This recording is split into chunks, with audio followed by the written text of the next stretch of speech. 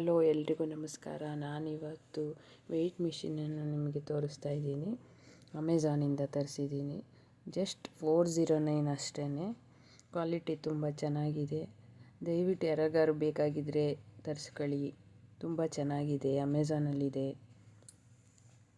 Description ಹಾಕಿರ್ತೀನಿ, video ಕೆಳಗಡೆ ನೋಡಿ.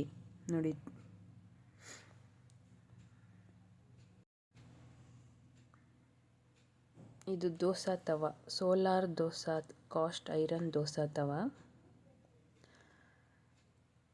ಕ್ವಾಲಿಟಿನೂ ತುಂಬ ಚೆನ್ನಾಗಿದೆ, ವೆಯ್ಟ್ ಇದೆ.